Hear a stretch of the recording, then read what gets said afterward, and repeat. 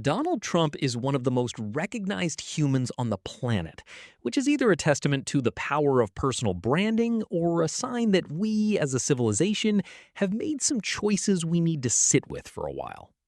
Now, a lot of people have very strong feelings about Trump, and the goal of this video is not to change any of them. The goal is simply to observe, from a safe distance, that the whole thing is genuinely one of the strangest sequences of events in recorded history, and to explain it casually and vaguely correct. Early life. Donald John Trump was born in 1946 in Queens, New York, to a wealthy real estate developer named Fred Trump, which is important context for understanding his later claim to be a self-made man. To be fair, starting with a small loan of $1 million in the 1970s and turning it into a multi-billion-dollar brand is genuinely impressive, in the same way that being spotted 3/4 of the way up Everest and still finishing the climb is technically an achievement. Growing up, Trump was reportedly difficult to manage, so his parents enrolled him in a military academy at age 13, which is where he developed his discipline, his respect for institutions, and his lifelong love of following rules. He then attended the Wharton School of Business at the University of Pennsylvania, which he has mentioned approximately once per sentence for the last 50 years. Business career.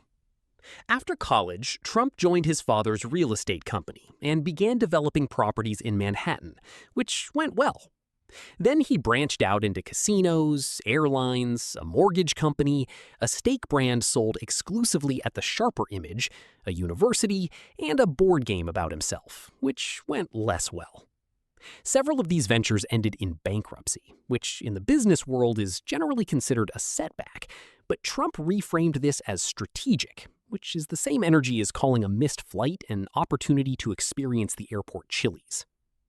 The thing that actually saved the brand was The Apprentice, a reality TV show where Trump fired people in a boardroom for 14 seasons, and America collectively decided this meant he was good at business.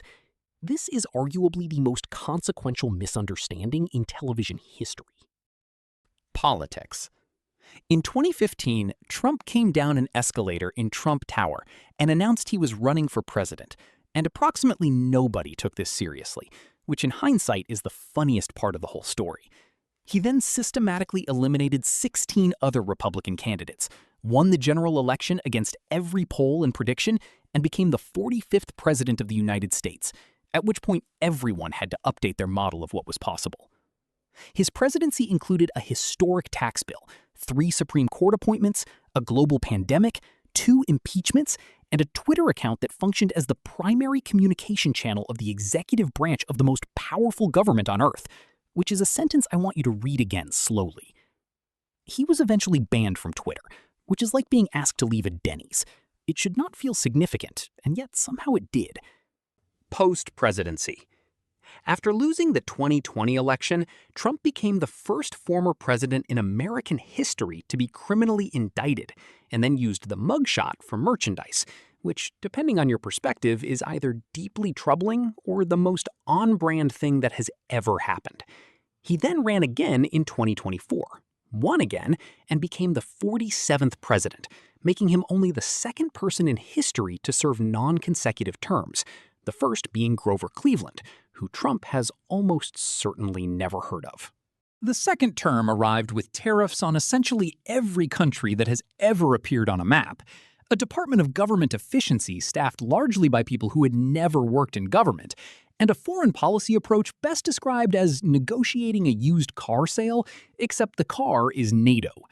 In the first few months alone, there were enough executive orders signed to fill a reasonably sized novel, which nobody read, but everyone had opinions about.